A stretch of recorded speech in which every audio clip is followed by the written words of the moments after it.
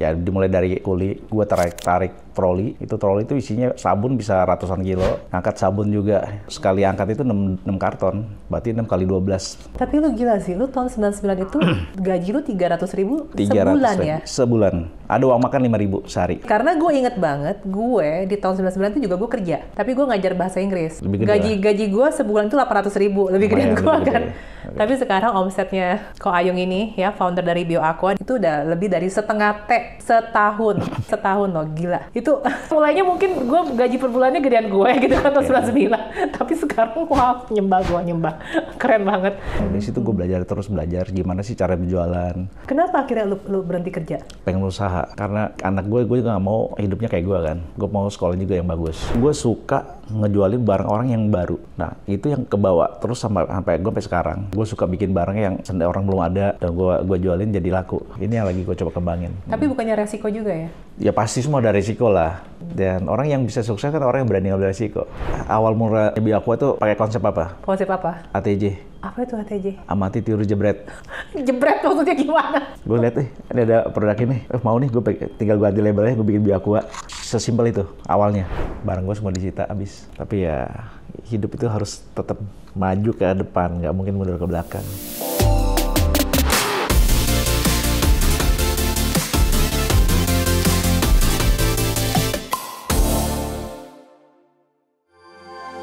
Video ini dipersembahkan oleh Lume Colors.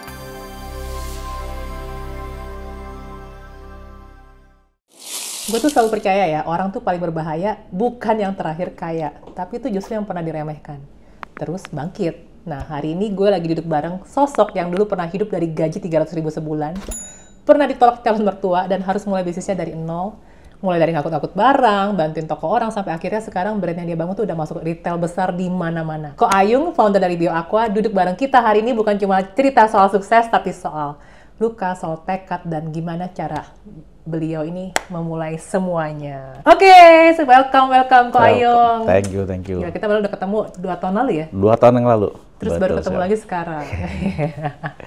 Ko Ayung, kan gue juga sempat ngeliat podcast-podcast lo di beberapa interviewer lainnya lah ya. Gue juga penasaran deh, pengen tahu. Lu dulu sekolahnya apa sih? Sekolahnya? Iya. Maksud gue lu bisa ceritain nggak dari zaman lu sekolah sampai akhirnya tiba-tiba terjun ke dunia beauty, kosmetik, dan skincare ini, itu gimana? Kalau zaman sekolah mah kayak anak pada umumnya ya, kita tuh bandel. Dulu anak trek-trekan, that's why pala gue banyak bocornya. Hah? Pala lu banyak bocor ya? Bocor beneran? Iya. Oke. Iya, dikeroyok. Oke. Terus masuk ke dunia kuliah, beda banget. Berarti lu sempat kuliah? Sempat kuliah. 1 semester. Nggak lulus? Meluluskan diri, karena terlalu boring ya. Nggak mampu. Bentar. Lu meluluskan diri karena nggak mampu bayar uang kuliahnya, atau memang lu bosen aja? 1, bosen. Kedua, nggak mampu. Dalam arti finansial.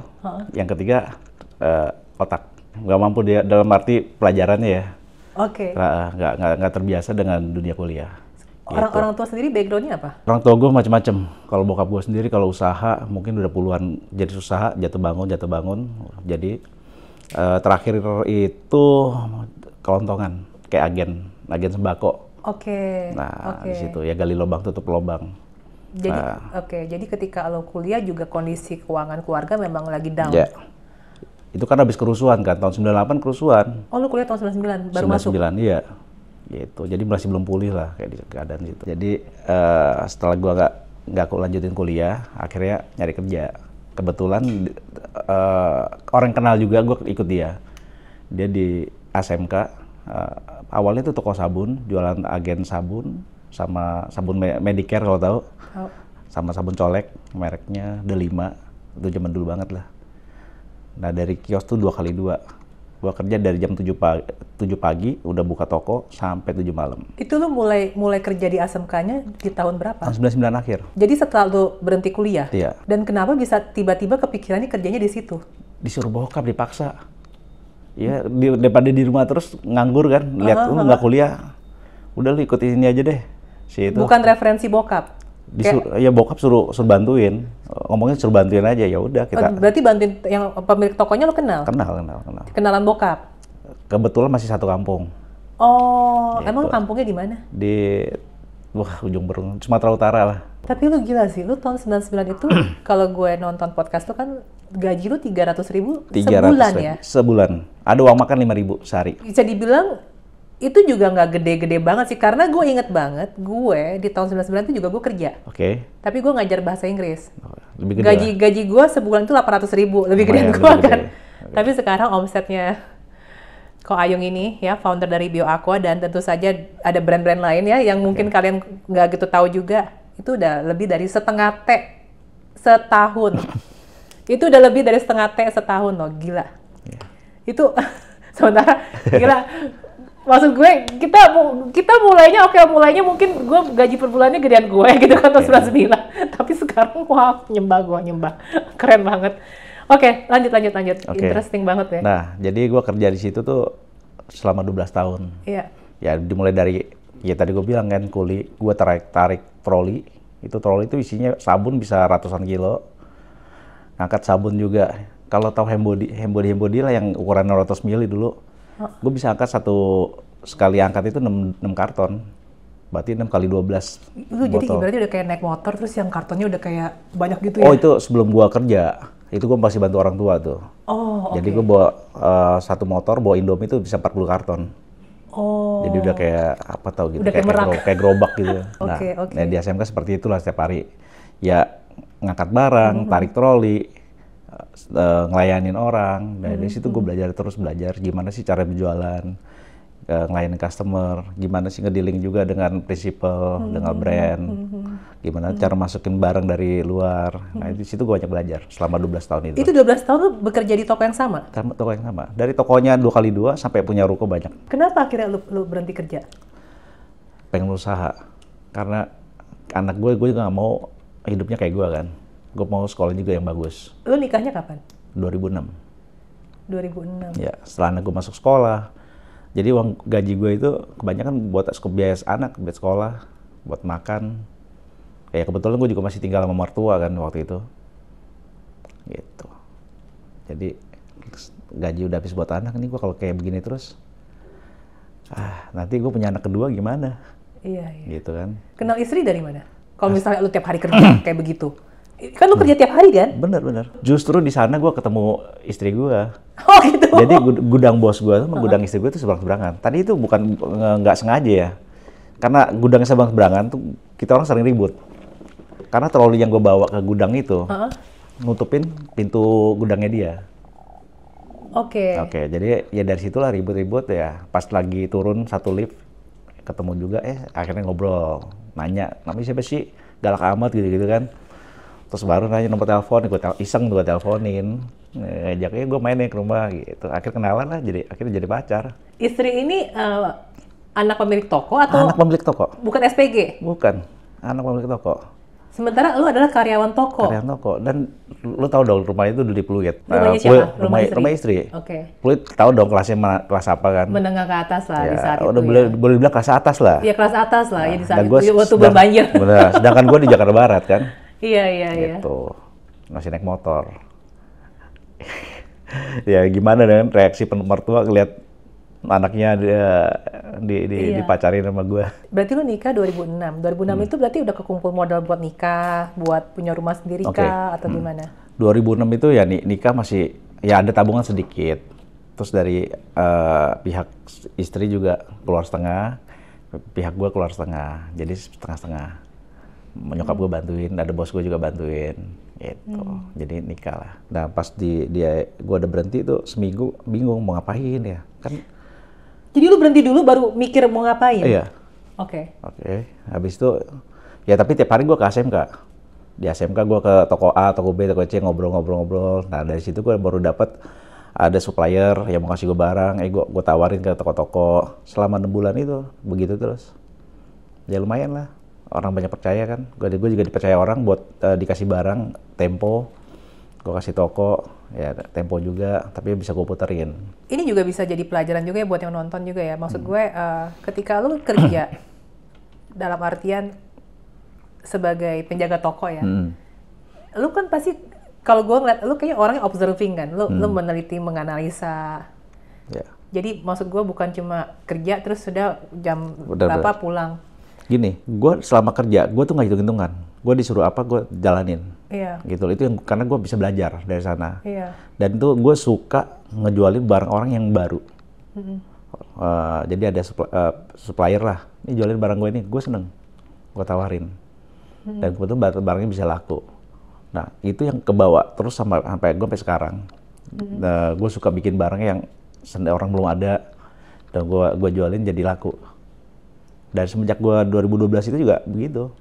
Jadi ASMK kan banyak tuh, toko ratusan. Tapi gue jual barangnya pengen unik sendiri gitu. Orang lain nggak ada, yang gue doang yang ada. Supaya gue bisa dapat margin lebih. Karena kalau seratusan toko jual barang yang sama, yang ada apa? Price war kan. Kayak Casien, belum ada yang berani jual Casien. Di ASMK cuma gue doang yang jual Casien. Dan yang paling terkenal itu sempat booming, itu Dewi Casien Pixie. Itu gue borong terus. Ada barang berapa, gue jualin. Iya, Pixie Cashen tuh gila Di sih. ASMK enggak. Di ASMK cuma jual tuh dulu refill Pixie, bedak tue cake powdernya ya. Cuman itu doang. Dan barang 300.000, untuk cuma 5.000, 2.500. Mainnya volume ya. Mainnya volume. Ya kita mana bisa lawan kalau mereka udah gede-gede kan. Nah kalau di yang ini, yang baru itu gue bisa margin bisa 20%, 30%, 25%. Jadi maksudnya lu bikin brand sendiri? Oh enggak. Kalau Pixie itu kan karena dia produk baru, Iya. di grosir itu biasanya orang belum mau jual. Oh. Tapi gue yang jual dulu, gue yang ngambil dulu. Oh, makanya margin lu bisa. Masih Oke. dari itu bisa gede. Dan mereka nggak tahu. Gitu. Oke. Nah setelah itu baru produk baru, brand baru. Gue suruh, gue mau bikin produk ini nih. Ada pabrik yang mau ngerjain. Ya udah, dia bikin kasih gue yang jualin. Kasarnya berarti karena lu kerja di situ, lu ngurusin dari end to end, Iya. dari sisi customer, akhirnya lu Betul. tahu, Supplier lu juga. tahu dari hulu ke hilir ya? Iya. Suppliernya siapa, Siapa, pabriknya siapa, customernya, Betul. terus customer demennya apa. Secara harga juga Iya. jadi tahu ya? Iya tahu. Wow. Gitu. Waktu baru nikah sama istri itu, udah punya rumah sendiri? Belum. Ada. Gue sebenarnya dapat setengah subsidi dari bos gue. Itu dari pinggiran Jakarta Barat lah. Nah itu yang gue jual. Akhirnya gue bikin buat beli toko di ASMK itu. Masih nombokin tapi. Oh, gila bos lu baik banget ya, mantan bos lu ya? Baik. Bos gue baik banget. Iya, jadi lu orang setelah 12 tahun kerja, ketika lu nikah, lu dimodalin punya rumah? gue dikasih. Jadi gini. Jadi ada satu rumah itu sebenarnya dari customer juga ya. Dia ya susah lah bangkrut, dia jual rumahnya. Nah ditawarin lah, lu mau nggak? Ke bos, ke si bos nih? Iya ke bos. Ya gue bilang, bos nawarin ke gue, mau nggak? Ya gue mau lah. Lu Gitu kan, nyicil? rumah gue nyicil, sebagian juga disubsidi sama dia. Oh. Itu. Dan nyicil juga nggak sepenuhnya uang gue juga, nyokap gue bantuin Oh. di situ. Oke. Jadi pas nikah gue sebenarnya sempat tinggal di sana, cuman kejauhan karena daerah Citra lah kalau tahu. Nah, Citra kan jauh kalau ke ASMK kan, Iya, naik motor lagi. Berangkat harus jam 6. Terus lu beli toko di ASMK? Iya. Gimana ceritanya bisa tahu beli toko di ASMK? Nah, salah satu toko yang gue sampai sekarang nih, tokonya buat gue itu Masih ada tokonya? masih ada. Dia udah tua, umur udah 70-an. Oh ya dulu pemilik toko yang Pemilik jual toko ini? lama. Dan dia juga mungkin bangkrut lah, dimakan sama karyawannya kan. Ya udah banyak utang, nggak bisa bayar juga. Terus dia bilang, gue mau lepas toko, lu mau nggak? Berapa? 1M. 1M, 12 meter. Duit dari mana gitu kan? Tabungan belum ada segitu. Ya udah mau nggak mau jual rumah. Kenapa lu memutuskan untuk beli toko itu? Apa nilai potensial yang lu lihat kayaknya oke lah gue beli? Itu pada saat 2012 itu ASMK tuh rame banget. Lu mau nyari toko aja susah. Lu udah nggak ada toko lagi kecuali orang mau oper. Ini dia jual space atau berikut isi-isinya? Nggak, space-nya aja. Isi-isinya nggak. Karena barangnya nggak sesuai mau punya gua. Oke. Dia lebih kebanyakan ke parfum. Oke. Nah, kalau gua kan mau yang barang 2012 itu banyak barang-barang online. Karena baru mulai online kan. Iya. Dan barang-barang gua sendiri. Tapi istri sabar juga ya maksud gue. Istri sabar. Ya. Peran istri menurut lu gimana? Istri ya? Ya istri gua sih orangnya sebenarnya cukup tegas sih. Kalau sabar, kayaknya gue lebih sabar. Ya dia lebih ngerti aja gue di posisi gue sekarang ini sama zaman dulu. Jadi juga nggak ngelihat, oh lu kuli, gue nggak mau sama lu lah, gue mau yang lebih ini kan, pasti mau lebih kaya. Dia nggak lihat di situ. Justru dia lihat gue ini perjuangan gue kerjanya kayak gimana, dia lihat gue di situ. Makanya dia nemenin gue dari gue nol. benar-benar nol sampai sekarang. Berarti peranan istri menurut lo juga Penting. penting banget ya? Ya pasti kita, ya di balik ke lelaki yang sukses kan pasti ada istri di belakangnya kan. Jadi carilah istri yang banyak supaya kamu lebih sukses. Sorry, intermezzo ini. Bercanda. Jangan ya. Ntar istrinya nonton, pulang ke video. Maaf ya, Mbak. Lucu-lucuan aja. Karena gue nggak suka serius banget sih. Iya, makanya di podcast ini juga, ya kita ngobrol santai ya. Iya. Ini lu kayak tegang dari tadi. Karena gue tegang, gue di interview gue tegang. Makanya harus nyari komedi dikit. Oh. Nah, itu berarti di 2012, akhirnya kan ketika lu mulai beli toko itu ya. Berarti kan lu awalnya masih ngambil-ngambil barang dari supplier ya kan. Sampai akhirnya lu bisa bikin BioAqua, brand BioAqua itu gimana? Sebenarnya sebelum BioAqua, gue udah ada beberapa brand juga sebelum itu. Merek sendiri? Merek sendiri. Dari 2015 gue udah punya brand sendiri. Walaupun nggak setenar BioAqua ya, karena zaman berbeda kan. Kalau 2015 punya brand sendiri, itu gue konsepnya itu cuman sebarin ke daerah, toko-toko pelanggan gue, suruh mereka bantu jualin. Itu setelah mulai jalan, baru gue mulai distribusiin. Itu. Nah, 2019 itu udah mulai, karena ada brand BioAqua ini di 2018 gue udah dapet. 2019 gue coba bangun ini brand, gue bikin produknya, gitu kan. Nah, awalnya karena banyak kenalan prinsipal pabrik, gue maklum di mereka. Beberapa produk ada di 2 pabrik. Awalnya itu cuma 3, 5, sekitar 5 SKU lah. Tapi pas lagi mulai develop di tahun 2020 tuh masuklah pandemi COVID. Itu agak ke stop tuh. Selesai tahun 2021 di awal tahun, Januari Februari lah. Tapi untuk legalitasnya tuh gue 2020 awal udah bikin legalitas PT-nya. Segala macam PT. gitu. Kalau Hakim udah dapet dulu. Oh, oke. Nah, PT-nya tuh 2020 bangun. Masuk pandemi, berhenti. Awalnya sambil, karena pandemi tetap PT udah dibangun kan, udah dibuat, ya tetap harus jualan. Nah, di situ kita sebenarnya udah mulai dagang sih, udah mulai jualan, tapi masker medis. Nah, di situ sambil belajar buat e-commerce-nya kan, di Shopee, dan menjual kan lumayan tuh. Jual masker medis juga buat ngumpulin modal sebenarnya. Nah, sambil develop, akhirnya produk BioAqua tuh jadi di tahun 2021 awal. Antara Februari lah, kayak Februari awal jualan. Sebelum 2021 ini BioAqua ini, ini kalau lo boleh share, omset tuh saat itu udah dianggap berapa di brand-brand yang sebelumnya? Setahun ya? Iya, gue cuma pengen dapat gambaran doang aja. Lumayan ya. Tapi udah nyentuh 2 digit M? Udah. Dalam setahun ya? Udah. Oke, berarti kesimpulannya lu ketika bikin BioAqua ini juga memang modal udah ada modal. Oke. Nah, tapi di awal tuh gue sempet nawarin satu partner, cuman dia nggak mau. Pas ya udah gue jalan sendiri sebenarnya. Gue jalan sendiri. Pas udah mulai gue jalan, gue develop di pabrik lokal itu. Ada partner yang mau, ya udah gue jalan deh, join gitu kan. Ya udah, akhirnya berdua. Partner ini ngurusin di bagian apanya? Dia lebih ke online, karena gue nggak gitu ngerti di online. Oh, jadi dia yang ngurusin marketingnya? Gue lebih ke distribusi. Memang gue kuatnya di distribusi. Distribusi apa? Offline. Oh, okay. Offline sama reseller, lebih ke sana. Oke. Nah, setelah keluar tuh produk nih, dia ngurusin online, gue ngurusin offline. Gitu. Oh, makanya ketika di 2021 ada TikTok Shop, masuk ke sana. Gue masuk sana. Dari partner lo ini Dari yang ngurusin.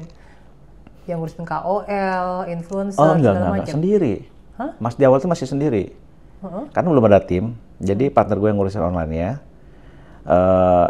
Kan ada live. Nge-live. Istri gue yang nge-live. Bantuin nge-live. Nah, kalau untuk ke tim sosmednya, gue masih pakai agensi. Iya. Di awalnya gue masih pakai agensi. Terus karena di live TikTok itu lumayan, awalnya berat, pasti nggak ada yang nonton. Nah, tapi pelan-pelan kita mulai ada hasil, mulai gede kan.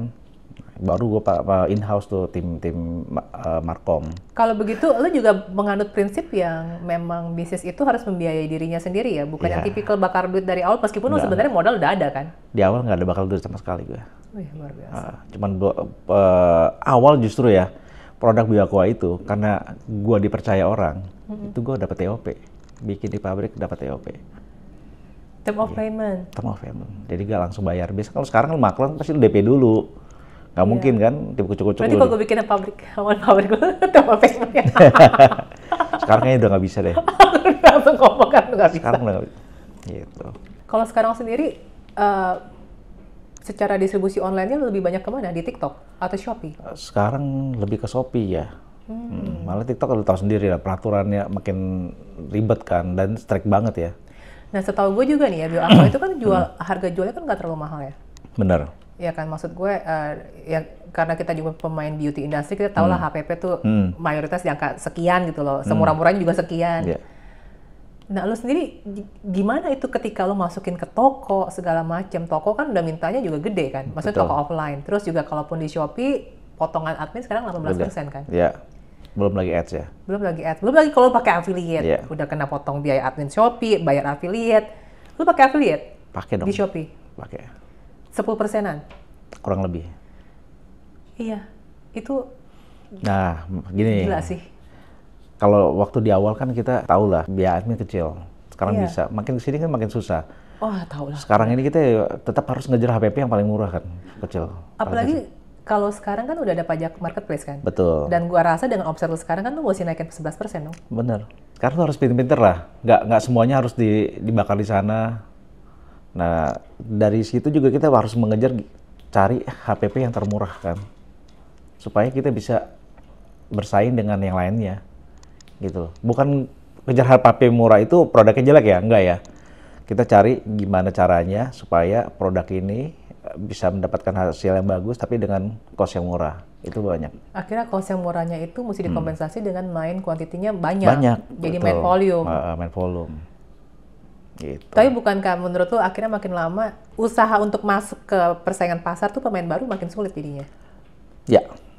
Ya Makin karena sulit. kan misalnya mau bikin MOQ 20.000 piece, 20.000 piece. Itu gede banget gitu modalnya. Tapi untuk jangan harga sekali. salah, tapi jangan salah. Sekarang banyak kan anak-anak muda itu yang hebat-hebat lah. Kita tahu lah, lu juga, gue lihat ada beberapa di podcast lu kan. Mereka masih 20-an something, Iya. tapi usahanya udah gede banget. Memang anak-anak tuh yang Tapi dia yang gue interview tuh masuknya ngepas. mm, Pas masih tahun 2022, itu masih oke loh. betul. Sekarang mah 2025 masuk susah loh. Nah, makanya untuk sekarang ini ya, mungkin lebih dibutuhkan personal brandingnya dia dulu ya. Dia udah ngerti dulu di personal branding. Dengan dia ada power di sana, dia mau bikin barang emu kecil juga nggak masalah sebenarnya. Ya, pasti kalau emu kecil HPP dia tinggi kan. Iya. Jadi bisa jual 2 kalinya aja udah masih bisa oke. bisa diputar gitu karena dijual sendiri. Tapi kalau lu udah mau main distribusi, ya lu harus berpikir gimana harus tekan HPP itu jadi lebih murah supaya lu bisa ngebagi buat ke toko-toko, ke distributor, ya kan, ke MTI, MT, account itu biayanya nggak kecil gitu loh. Emang segede-gede volume contoh nih, memang pesen barang 10.000 piece sama 100.000 piece, emang HPP-nya bisa berkurang berapa persen sih? Paling cuma nggak nyampe 10%, ya nggak sih? Apa 20%? Iya, tapi kalau dikali 100.000 kan lumayan. Pasti itu kan udah ngeluarin kita punya OPEX, biaya kita. Bener nggak? Margin kan jadi lumayan banyak. Ketika ngebangun Bioaqua sampai bisa sebesar ini gitu ya, itu ada mentornya nggak sih? Maksudnya lu belajar dari siapa? Belajar dari apa ya? Nggak ada. Jadi benar-benar otodidak? Tidak. Dari pengalaman lu waktu ngurus toko? Ngurus toko, betul. Jadi lu amatin semua tuh ya? Kayak Tapi uang sekolah gue mahal, banyak kena tipu, ya banyak salah juga ya, nggak. Kalau Iya, mungkin iya. dilihat, wih Bioaqua gede. Tapi dalam perjalanan itu kan problem-problemnya orang nggak tahu di belakang kamera atau di belakang layar itu iya. mereka nggak tahu kan. Ya di sana lah banyak kesalahan-kesalahan, tapi itu menurut gue bagus ya supaya kita tahu ke depannya kalau ketika kita mau membangun satu bisnis lagi, kita jangan sampai ngulangin kesalahan yang udah pernah kita buat dulu. Ya itu yang gue bilang, kita mau turun juga yang penting lu nggak pernah menyerah untuk menghadapi itu semua kan, lu bangkit lagi ya lu pasti akan naik lagi sih menurut gue. Orang gagal ketika dia menyerah, tapi ketika dia terus berusaha lu akan bangkit lagi, lu akan jadi orang lebih hebat menurut gue ya. Gue percaya itu. Lu sendiri semangat juang lu sekarang sama waktu masih dulu tuh gimana menurut lu? Masih sama nggak? Masih sama dong, Oh ya? justru nambah. Wedes. Kan kadang banyak orang juga yang udah merasa hidupnya udah nyaman gitu ya. Apa sih yang mau dikejar lagi gitu? Kayak udah cukup ya? Lebih ke arah nyaman, survival doang.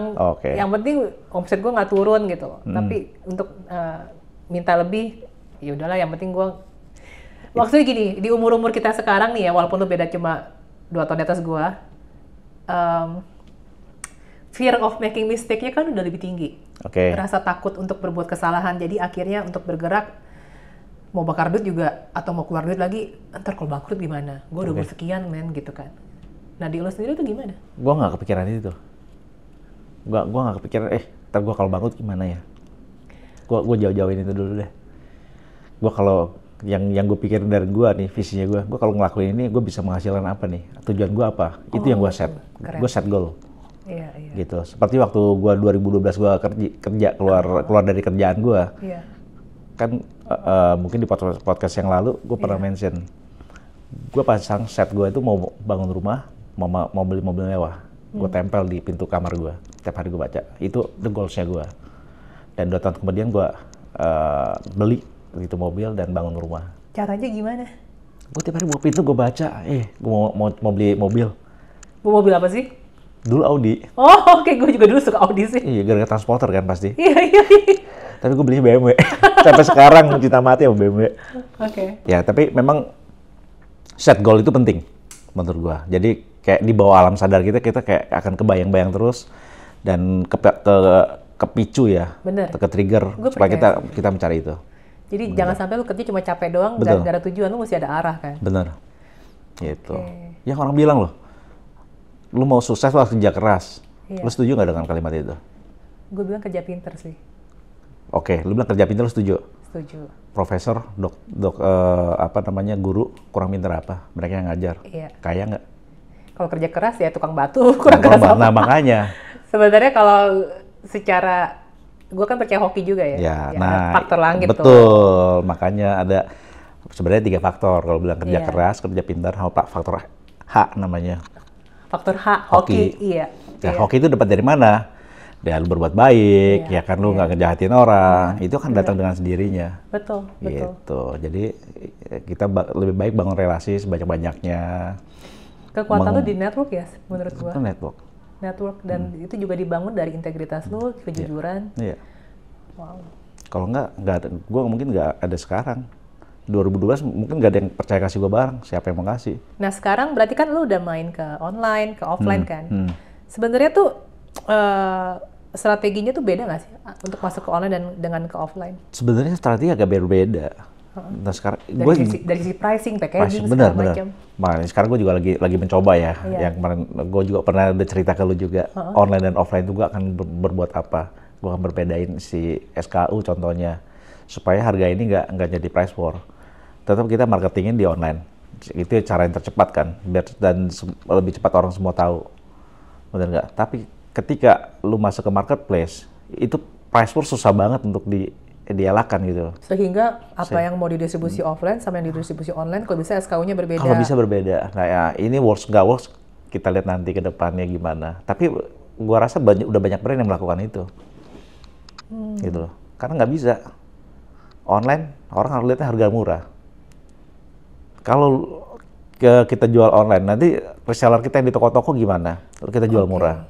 Bener nggak? Oke, gue paham. Jadi kalau gue boleh rekap, jadi kan banyak sekali pemilik brand itu yang sudah punya reseller atau agent kan, ya kan. Nah, tapi kan sekarang gaya marketing kan berbeda. Sekarang customer taunya diskon juga bukan cuma 20%. 20% udah geli-geli doang katanya. Karena terlalu banyak brand-brand tuh yang bilangnya diskon 70 lah, 50 lah. Nah, ketika pemilik brand mau melakukan itu biar market yang nggak habis dimakan oleh brand-brand lain, ya kan distributor sama reseller jerit-jerit kan. Nah, jadi gimana? Ya udah akhirnya dibikinlah brand baru. Brand baru atau split? Iya, atau split. Ya, split SKU misalnya untuk produk yang ini, gua nggak pakai yang reseller nih. Misalnya jual khusus di online, di marketplace sendiri. Bisa harga sekian, kayak gitu kan. Ya. Selain Bio Aqua, berarti lu ada brand apa lagi sih? Kayaknya banyak kan? Ada beberapa. Yang lu mau share aja? Gak usah lah, Bio Aqua aja. Gak usah, Bio Aqua aja. biar menjadi rahasia. Tapi lu sendiri juga punya pabrik ya? Ada pabrik. Jadi pelan-pelan tuh ketika dari BioAqua ini, akhirnya BioAqua ini kan kayak kesannya tuh pecah telur yang gede banget Iya. lah. Baru lalu mulai merambah ke bisnis-bisnis lain. Iya. Ya terus, lu akuisisi pabrik pasti tahun berapa? Akuisisi atau lu bikin dari awal? Enggak. Ada akuisisi sebenarnya. Oh, oke. Jadi yang di China itu kita gimana ya? Karena semua produksi dia itu buat kita semua kan. Ya kita ada share sedikit lah gitu loh. Ini jadi akhirnya BioAqua akhirnya sebagian atau semuanya dibikin di China akhirnya? Masih di China semua. Yang awalnya lokal itu yang brand 2012? Iya, 2021 dong. Yang awal-awal yang 5 SKU. Dari lokal kenapa akhirnya pindah keluar? Ya karena waktu kita habis barangnya. Oh mereka nggak kuat ngejar? Ngejarnya itu ya produksi juga lama. Konsistensi juga ya? Konsistensinya lama gitu loh. Jadi gua harus nunggu lagi barangnya udah banyak nyari, udah mulai kosong.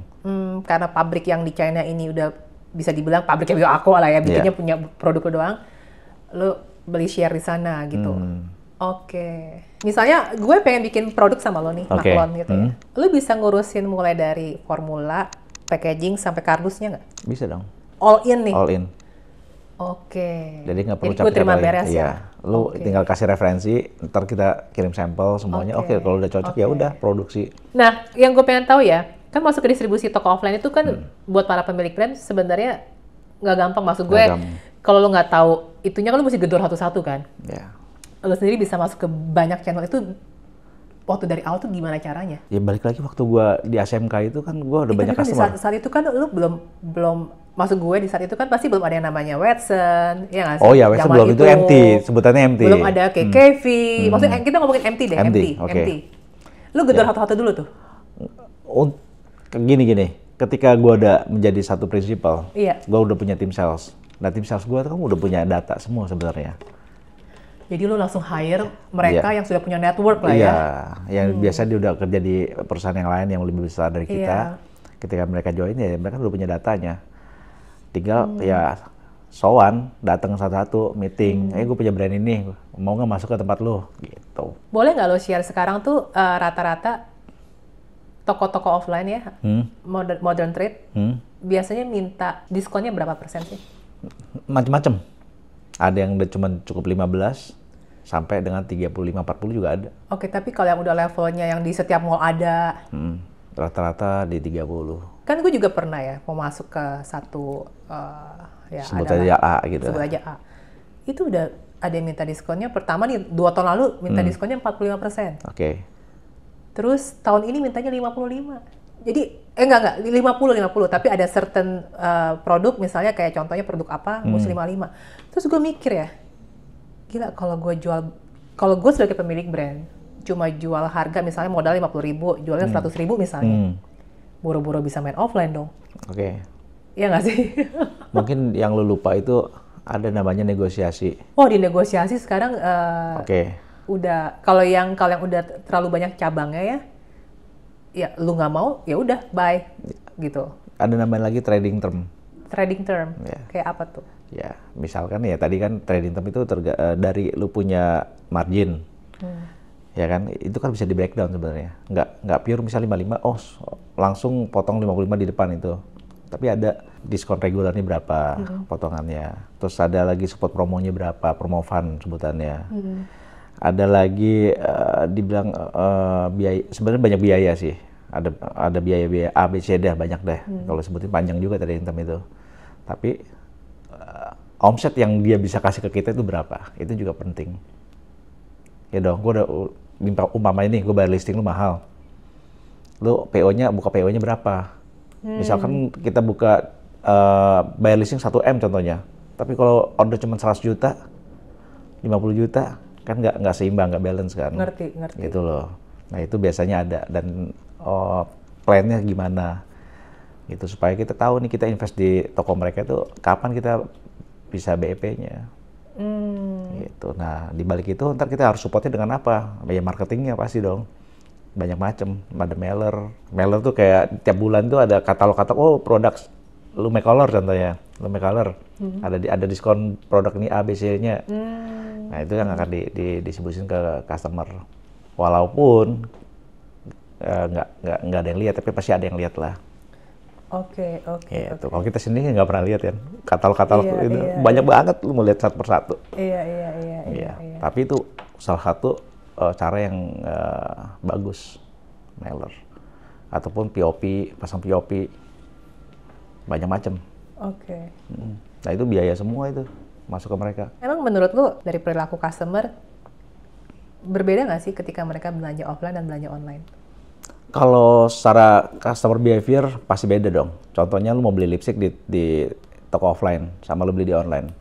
Kalau barangnya lu belum pernah beli, lu bukannya repurchase ya, kan lu nggak tahu shade-nya seperti gimana. Iya. Kalau lu ke toko offline, lu kan udah bisa nyobain, feel-nya kayak gimana. Ini warna cocok gak dengan kulit gua? Pasti itu dong. Pasti ada perbedaan. Gitu. Kalau dari sisi packaging, menurut lu customer tuh beli karena packagingnya juga? Pasti dong. Atau itu faktor utama? Gini, lu lagi jalan. Offline nih, ngomongin offline. Ngomong offline, oke. Lu lagi jalan-jalan di mall lah, mall A. Lihat barang, ih menarik nih. Pasti lu lihat apa ya dulu? Visualnya dulu kan, packaging dulu kan. Belum isinya apa. Pasti dari visual itu lu udah narik, pasti lu akan mau mampir melihat. Nah dari situ baru lu cobain produknya kayak gimana. Ya kayak baju juga, itu baju itu cakep tuh. Dari jauh, tapi lu tes dulu bagus nggak sama badan lu gitu pakai. Kalau nggak bagus ya pasti nggak beli. Kalau udah bagus sama badan, nyaman nggak ya? Masih pikiran lagi gitu kan? Iya. Itu. Jadi visual itu packaging nomor 1 menurut gua. Oke. Offline ya. Kalau online? Sama. Packaging juga nomor 1. Lu dapat sponsor iklan, masuk ke FYP lu, ih cakep nih, cute. Baru lu klik mau masuk ke dalam. Dari pertama packaging kan, kalau dilihat situ kan. Kalau enggak ya dari videonya, konten videonya. Sebenarnya buat lo sendiri apa sih prinsip lo yang bikin bisnis tuh bisa bertahan gitu loh?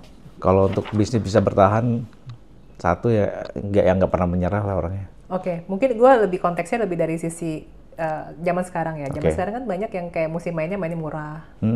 Menurut lo dan lo setuju nggak untuk itu? Untuk saat ini mau dibilang murahnya segimana? Tapi gini. Karena kita harus lihat kita mau jualnya ke siapa, market itu siapa. Lu kalau mau jual ke market B atau C, market yang jual murah, tapi lu harganya mahal, lu nggak masuk. Begitu juga sebaliknya, lu mau kejar market A tapi harga lu murah, mereka juga nggak berani beli. Ya, harus sesuai lah, sesuai dengan market kalau menurut gua, bukan hanya murah doang. Ya dong, tinggal lu lihat nih, ini produk kira-kira kalau gua jual 100.000 worth it nggak? Karena harus punya dari kita sendiri dulu menilai barang kita kan, harus dari situ. Nggak bisa lu mau langsung murah-murah aja, enggak lah. Cara lu ngeriset harganya gimana?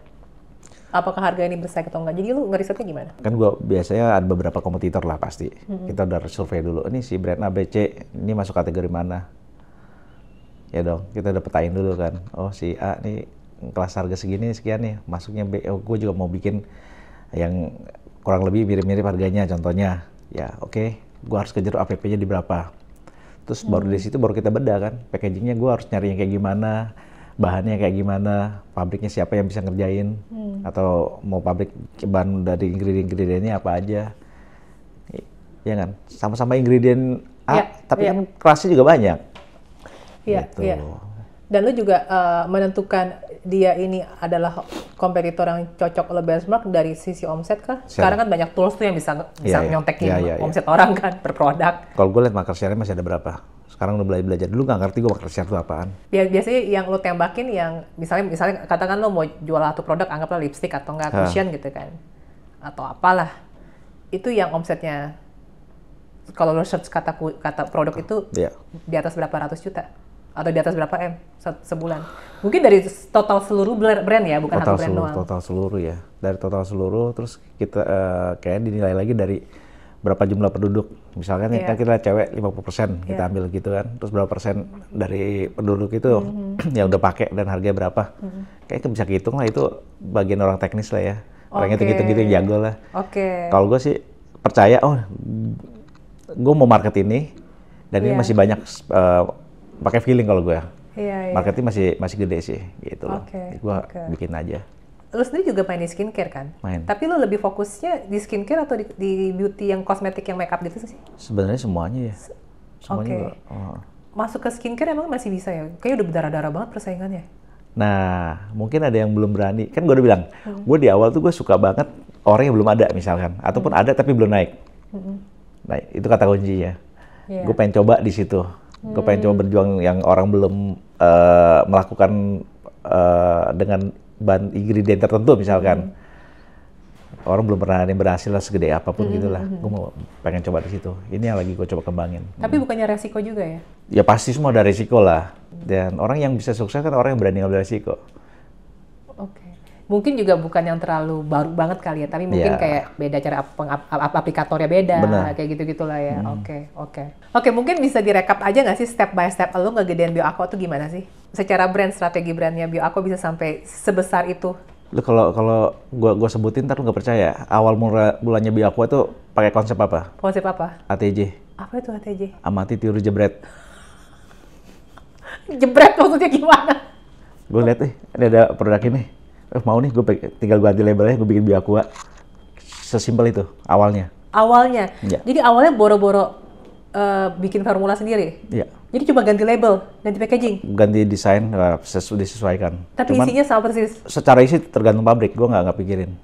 Oh, jadi Awalnya. misalnya contoh nih, katakan gue suka ini. Gue bikin di pabrik A, gue ke pabrik tersebut? Enggak. Enggak. Contoh nih, Ya. tahun 2020 itu lagi rame masker bubuk merek sesuatu. Iya. Masker bubuk dong yang ada rasa-rasanya kan. Iya. Itu gue bikin BioAqua. Oh, dengan oke. dengan gue punya brand di pabrik lain tapi ya Iya. itu. Intinya lu coba bilang, gue pengen bikin masker bubuk kayak gini nih. Iya, Tuh lu amatin ingredientnya, Iya. pokoknya gue pengen bikin kayak gitu. di awal begitu. Terus lu lihat dong harga jualnya misalnya 10.000 misalnya. Iya. Oh, gue mesti jual HPP berapa nih biar masuk gitu kan. Ada struktur biayanya lah. Begitu masuk, hajar. Hajar. Padahal gampang ya pabrik ya. Bikinnya setahun juga loh. Emang loh, pabrik kayaknya semuanya rata-rata zaman sekarang setahun loh. Iya. Terus ada lagi itu yang pertama gue inget tiga SKU. Ada serum gold yang emas. Iya. Gue mau bikin merek BioAqua. Ya, udah seperti itu. Peel off acne. Bikin merek BioAqua. Ya sebenarnya sih kurang lebih sama aja ya. Toh tinggal ingredient mereka ya namanya pabrik ya mereka yang riset lah ya atau brand yang udah gede pasti dia ngeriset. Tapi kalau untuk kategori produknya kan dilihat market yang lagi rame apa. Contohnya saat ini lagi rame orang bikin parfum. Semua orang banyak brand yang melakukan bikin parfum. Lu saingan di parfum. Bener nggak? Apalagi sekarang apa ya? Kasian lah. Semua orang semua bikin kasian. Banyak banget kasian. Mungkin udah 100 brand ada kali kasian. Iya, iya benar, Ya banyak kan? banget. Iya. Banyak banget bikin kasian. Dulu baru siapa yang tahu kasian? Taunya bedak padat, bedak tabur. Udah dua macam bedak kan. Gitu. Jadi awal-awal kan itu nih, ATJ kan, amati, tiru, jebret. Nah setelah itu? Setelah itu baru mulai ada kayak di Korea lagi tren apa. Oke. Ya, kiblatnya masih ke Korea juga sih. Oke. Gitu. Atau enggak di market sekarang ini lagi gede apa kita riset itu bagian R&D lah ya sama orang marketing. Nih kita ini nih boleh nih bikin. Oke. Gitu. Tapi jujur ya, yang gue penasaran ya. Kayak contoh nih misalnya katakan mau bikin eyeliner nih. Kadang kan gue kan ngeliat dong di harga di marketplace ya. Yang mungkin nggak ada BPOM atau mungkin kayak masih import ilegal dari sana lah. Kok bisa ya eyeliner harganya 30.000, 40.000 misalnya. Atau bahkan ada yang cuma 25.000. Gue iseng beli, bagus-bagus aja. Lo belum tahu yang harga 10.000 cuma 9.000, 8.000 dan bagus. Nah terus sih herannya kan, Iya. misalnya Kita bikin di pabrik. Gue bikin di pabrik nih, pabriknya juga misalnya pabrik dari Shanghai lah, Iya, dari iya, Cina. iya. Modalnya berapa? 30.000-an. Kok lu bisa harga modal lebih mahal dari yang dijual di ini? Itu yang nggak masuk logika gue. Akhirnya ya sekarang gimana kita mau saingan dengan kosmetik-kosmetik Iya. import gitu kan? Ya tinggal harus cari pabrik yang lain lah. Kalau dia nggak bisa, emang pabrik cuma dia doang. Harus cari pabrik yang tepat. Iya. Gitu. Makanya sekarang begini sih, kalau kita mau bikin produk ke pabrik mau maklon, jadi salah satu tips ya, jangan menyerahkan harga modal. Pabrik gue mau bikin handphone ini, model kayak gini berapa ya? Jangan. Tapi gue mau bikin handphone, gue mau harga modalnya segini sekian, lu bisa bikin nggak? Mungkin seperti itu. Dari awal langsung dipahitin ya? Iya, kan kita bisa hitung. Kan udah ada, kan kita sebelum mau bikin produk kan seperti tadi kan, kita udah riset brand ABC, mereka jual harga 30.000, nggak mungkin dong modal dia 25.000, pasti modal dia paling nggak 50%-nya atau nggak 60%-nya gitu kan. Bener. Ya nggak, ya kan lu udah bisa hitung, ya udah gue mau bikin harga kalau 30.000, oh paling nggak gue mesti 10.000 nih modalnya nih, atau 15.000 paling mahal, kan seperti itu dong. Kalau nggak, kok dia bisa jual gini, kok dia gini? Sebagai tanya besar, kenapa lu nggak bisa? Mungkin, oh dia MOQ-nya gede, oh mesti MOQ berapa? Ya udah tinggal kita nego di situ lah. Dan lu harus yakin, ketika lu buat di MOQ besar, barangnya harus habis. Tapi itu salah satu pressure buat kita loh. Lu dengan bikin MOQ misalkan 1.000 doang lah, dengan lu bikin minimal 20.000 contohnya. Lu yang 10.000 lu jual, yang 1.000 lu jualnya santai-santai nggak? Bener nggak? Jualnya kenapa? Jualnya lebih santai nggak? Lebih santai. Bener kan? Tapi kalau 20.000, di-push pasti lu nge-push dong, gimana nih, harus berapa bulan harus habis. Dan itu kan akan memacu lu buat lebih berjuang lagi. Oke, kalau gitu kalau boleh lo rangkum deh, jadi strateginya gimana? Strategi? Iya. Buat ngegedein sebuah brand. Gedein sebuah brand. Iya. Kalau gue bilang, bikin produk dulu kali, bukan iya. brand dulu, produk dulu. ATJ dulu nih. Amari tiru jepret. Kalau sekarang memang kita harus bikin big plan-nya dulu, mau kayak gimana, visi kita mau kita tuju apa, oke. Baru kita kan bedah tuh, kita mau bikin produk apa, ABC contohnya. Yang pertama kalau bikin produk ya lu harus cari produk yang berkualitas dengan harga yang murah. Dari packaging dulu, tapi HPP-nya murah ya. Itu susah nggak sih? Nah, bisa, pasti bisa. Bisa di pabrik lo? Bisa dong, sangat bisa sekali. Kita coba, ya kan? Udah gitu, dari sisi produk udah oke, baru kita kedua kan di bagian marketing. Marketingnya lo harus bener-bener sesuai dengan target yang lo mau tuju, bener nggak? Jangan market yang ibu-ibu, lo kasih ke market anak-anak, gitu kan nggak, betul lebih paham lah itu ya. Nah, di situ kita harus paling nggak setahun ya kita spend planning itu ya, dibagi lagi per quarter. Nah, habis itu kalau udah muncul di sosial media udah rame, jangan lupa buat distribusi merata, setiap toko ada. Ya jadi ini akan menjadi produk yang setia jadinya, setiap tikungan ada. Oke. Setiap tikungan ada, benar. Iya dong. Nah, di distribusi itu juga harus tahu strateginya, margin ke buat toko berapa. Udah gitu ke distributor marginnya berapa, supaya harga ini nggak rusak. Jangan, ada yang gede, ada yang timpang, tatonya yang saling kanibal gitu loh. Yang gede ambil banyak, tatonya jual di marketplace, diskonnya cuma sedikit. Nah itu yang harus benar-benar diperjelas gitu loh, jangan sampai salah. Ya udah, habis itu ya kita tinggal maintain aja dengan toko, dengan distributor, relasi dengan toko harus baik. Sekarang kalau misalnya gue boleh tahu dari HPP sebenarnya make sense-nya tuh dikali berapa sih untuk harga jual biar bisa masuk ke distribusi offline lalu juga survive di online. Kan kalau kali 2 berarti kan 50% lah ya. Gue pengen spill ini tapi gue takutnya ini akan jadi blunder ke customer, ke brand jadi jatuhnya. Karena customer jadi tahu harga modal, seperti itu maksudnya? Sebenarnya ya. Ibaratnya gini, ada bilang, ini lagi rame kan di sosial media kan. Si ini jualnya mahal banget, modalnya cuma segini dia spill. Kan emang dia nggak tahu biaya marketing berapa, biaya operasional berapa, biaya distribusi berapa. Betul. Betul nggak? Nggak mungkin dong kita cuma untung 20% kita prinsipal. Lu mau karyawan lu yang begitu banyak mau makan apa? Benar. Ya kan biaya admin segede-gede gaban karena sekarang. Ada logikanya, ada fixed cost kan. Nah, fixed cost lah, betul. Maksudnya kan banyak orang berpikir kalau misalnya modalnya 5.000 sama modalnya 50.000, kesannya yang 5.000 karyawannya itu gajinya cuma 1/10 yang padahal nggak gitu, gaji karyawan kan ada UMR. Bukan seperti itu konsepnya kan. OPEX kan ada. Bukan jadi penjual yang amanah gitu, bukan jual beras. Lu jual beras oke lah, lu margin 2-3%, iya. Lu jual kayak gini. Paham, ya untuk wajar-wajarnya ya sewajarnya lah, tapi rata-rata ya kita udah harus ngambil untuk di Indo ya kali 3 udah minimal, itu juga udah ujungnya udah mepet banget. Kali 3 itu juga karena logikanya kan ya lu dipotong sama marketplace-nya udah 18%. Iya, 18-20. 20% lah berikut pajak segala macam. Belum lagi affiliate misalnya 10%, itu aja udah 28%. Belum lagi. Ads Marketing yang dah. lain, ads. Heeh. Iya, jadi kalau misalnya, ya itu aja, ya benar. Gede OPEX karyawan. OPEX karyawan. Gila ya. Gede kan? Lu kalau dihitung itu kan margin lu tipis. Bahkan bisa-bisa nih. Ada yang udah melakukan ini ya brand-brand sekarang ya, salah satu brand gue juga gitu loh. Dapat laporan, gila BP doang, kit doang.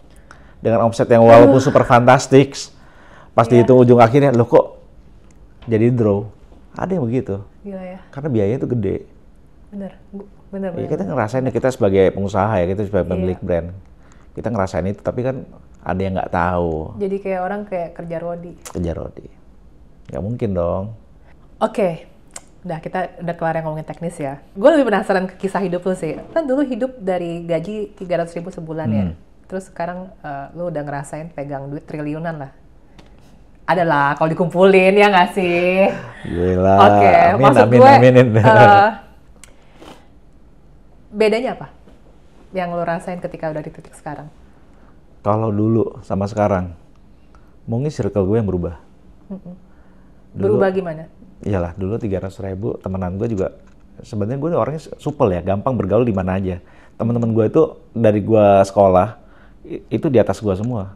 Gue bertemannya dengan orang-orang di atas gue, gitu loh. Di SMK juga, gue bertemannya bukan orang-orang yang seumuran gue, tapi yang udah 60 tahun, ada yang umur 70 tahun. Sering Ketu lah ya, kecil-kecil tua dulu. Iya, jadi ketemunya mau begitu. Iya. Jadi sampai kadang-kadang sampai bingung nih. Gue manggil orang itu kokoh, padahal umurnya udah 60. Harusnya gue manggil asuk atau gimana, karena udah biasa di pasar kan. Iya. Terus udah dia, nanti ketemu anaknya. Anak gue manggil gue kokoh juga. Dia manggil gue kokoh, gue manggil bapaknya kokoh. Jadi kita bertiga ini kakak adik dong jadinya kan. Iya. Karena sampai dilema di situ. Iya. Dan nggak terbiasa juga kalau dipanggil om. Kalau dipanggil om, gue dipanggil om.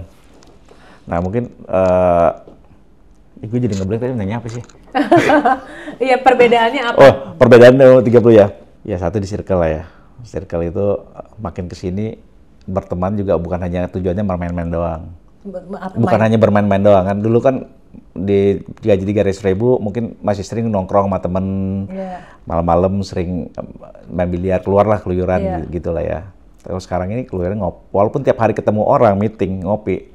Tapi yang dibahas itu kadang berbeda.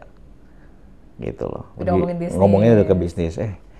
Ini lagi ada, misalkan sekarang lagi ngetren pedal nih, banyak banget yang ngajakin kan. Pedal itu kalau lu lihat lagi nih, bukan main pedalnya doang. Networking-nya? Networking dan bisnis itu banyak banget. Ini tadi barusan sebelum kesini, gue mampir dulu ngomongin. Gue mau buka pedal. Boleh dong. Lu atau siapa dia? Temen-temen gue. Oke. Ada space kosong nih, dia bilang kan. Mau nggak resto lu buka di situ? Oke. Ya, Oh iya, karena udah bisnis resto kan? Ya, sempat ngobrol-ngobrol. Ya nanti gue coba bicarain, nanti gimana gitu kan. Gitu. Tapi Ya. memang lu ngerasa nggak sih kalau ketika kita sudah di level titik tertentu ya, secara network, peluang tuh malah makin terbuka, makin luas. Lebih banyak peluang datang ya. Lebih banyak peluang datang. Itu kenapa ya? Karena orang udah lihat lu sosok misalkan Christina Lee siapa. Ya kan, gue mau ketemu lu tuh pasti ada sesuatu juga. Nggak hanya cuman say hi, udah lama nggak ketemu gini-gini. Pasti ada sesuatu yang bisa dikerjain dengan bareng Christina Lee contohnya. Pasti begitu. Bukan memanfaatkan ya. Gue ngerti. Tapi membangun suatu bisnis baru contohnya atau kerjasama baru. Bisa seperti itu. Iya. Dan banyak yang melakukan itu. Itu sah-sah aja menurut gue, malah bagus. Gitu loh. Iya. Dan akhirnya makanya kenapa gue lumayan setuju sih dengan ungkapan orang yang kaya makin kaya. Iya. Mungkin karena ada secara mindset Secara juga. mindset. Dan juga entah kenapa bisa jadi kalau gue nanya teman-teman gue ya. Karena ngerasa kalau misalnya udah di level ini, misalnya ada rasa secure. Oke. Misalnya gue ketemu sama lu, gue yakin lu gak bakal minjem duit gue. Betul. Tiba-tiba datang, nanti lu minjem duit. Lanjut dah. Kabur langsung ya. Atau misalnya lagi ada peluang usaha apa yang ke depan, kayaknya kita bisa collab misalnya. Ya, kayak gitu. ya kayak gitu. Iya. Sama kayak gue lagi deket salah satu penyanyi contohnya kemarin. Gue mau bikin lagu nih, dibikinin. Oh ya. Makanya gue pernah share tuh buat anak gue kan. Maksudnya gue mempersiapkan anak gue lah supaya dia nggak kosong-kosong banget gitu. Ya mungkin dia pewaris ya, tapi kan dia harus memulai karir dia sendiri. Iya. Membangun bisnis dia sendiri, dari mana kita arahin aja. Seperti itu. Kalau boleh jujur, apa sih pelajaran yang paling telat yang baru lo sadarin di usia sekarang-sekarang ini? Pelajaran yang paling telat. Kenapa gue nggak berbisnis dari setelah gue 5 tahun kerja contohnya atau enggak? Karena 12 tahun kayak Kenapa terlalu gue harus lama tunggu ya? 12 tahun? Oh gitu ya? Kayaknya sih gue lebih ke sana sih. Kalau waktu bisa diulang ya mungkin, wah gue nggak perlu 12 tahun deh. Kayaknya gue udah bisa semua. Ya mungkin ya. Iya. Begitu.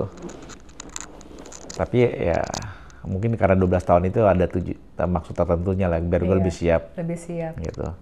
Dan dalam perjalanan juga gue ada naik, ada gue dijatuhin lagi. Gue dinaikin lagi lebih tinggi, gue dijatuhin lagi. Supaya gue siap mungkin. Berapa kali tuh lo dinaikin? Wah, berkali-kali. Tapi istri selalu ada ya? Ada. Gue sempet nggak pulang ke rumah tuh seminggu. Kenapa? Saking takutnya. Ada. Padahal lu tahu istri lu nggak bakalan marah kan? Nggak, justru gue sama istri gue nggak mau pulang ke rumah. Oh, lu sama istri lu saat itu yang nggak mau pulang ke rumah? Pulang ke rumah mertua? Enggak. Gimana? Jadi gue nginep di hotel aja. Nggak pulang, ya nggak pulang ke rumah gue sendiri. Karena apa? Ya masalah lah. Pasti. Oh, saat itu ada masalah, ada orang nyari lu? Masalahnya ya bukan ke ngutang atau apa ya, pakai problem lah. Gitu. Hidup tuh tidak segampang orang pikir lah ya. Wah itu mungkin titik terendah gue kali ya. Pas saat itu. Cuman ya saling ya berdoa lah bareng istri sana. Healing dulu kan. Akhirnya baru pelan-pelan bangkit lagi. Tapi itu berhubungan dengan bisnis? Bisnis. Dalam bisnis. Akhirnya clear-nya gimana? Jalanin lagi, hidup baru. Mulai dari nol lagi gitu? Hidup baru. Gila. Orang mungkin banyak nggak tahu. Tapi ya hidup itu harus tetap maju ke depan, nggak mungkin mundur ke belakang. Istri biasanya ngomong apa kalau lu lagi kayak gitu? Nguatin aja sih. Nggak ngomong gimana. Lebih support. Iya. Ini mungkin dulu preman tapi hati gue kayak Hello Kitty, kalau ngomongin gitu bisa terharu. Ceritain dong kenapa sih? Boleh nggak ceritain? Yang lo bisa share aja. Gue bisa share. Saat itu kenapa sih emangnya? Ya, barang gue semua disita abis. Wow, berapa M? Ada sampai M? Banyak lah, semua. Barang lu disita. Gila. Jadi, terus lu sampai dicari orang, dicari buat apa? Ya masalah barang lah. Oh, jadi mau sampai dimasalahinnya sampai... Kayak segitunya lah. Dan barang itu semuanya udah lunas ke vendor belum? Berarti lu ada utang juga? Wah, ada yang udah lunas, ada yang belum kali. Gila sih. Gitu. Berapa lama itu lu balik lagi ke... Setahun lah. Setahun. Kurang lebih setahun. Tahun berapa? 2019. Gila! Cuma kalau mau dicocok lagi bisa jadi tuh ujian naik kelas lo ya? Iya. Lalu nih jadi dikasih ujian dulu, lu lulus, gue kasih nih 2020, jebret 2021 bilang aku kan? Nah itu makanya gue bilang, sih. kadang-kadang ketika kita terpuruk, kita jatuh, itu bukan gagal. Tapi lu diuji supaya lu bisa naik lebih tinggi lagi, dan lu gini, kita makin tinggi tuh angin makin kenceng. Kalau lu akarnya nggak kuat, pohon itu kan tumbang kan? Iya. Makanya ketika lu belum nyampe ke atas, baru di mana lu diturunin lagi, lu dinaikin lagi, turunin lagi, sampai lu pas udah bener-bener di puncaknya itu, ketika ada badai datang lu kuat gitu loh. Gue percaya itu. Lu kadang nggak terlalu terlalu sakit hati ketika gue jatuh atau ketika gue turun gitu. Karena lu pernah ngerasain jatuh tuh kayak gimana ya? Exactly. Iya. Sesakit apa udah pernah? Ya, jadi ya udahlah. Orang kadang ada yang kehilangan 1000 perak aja sakit hati kayak gimana. Ngerti. Contohnya kemarin deh, gue ke Malaysia kan. Gue tanya nih, boleh dibawa pulang nggak? Naik pesawat, masuk bagasi boleh nggak? Boleh. Naik pesawat, itu durian kagak bisa dinaik ke pesawat. Jadi kerennya Ko Ayung ini ke Malaysia sehari, pulang cuma buat makan durian. Rencananya mau dibawa ke sini.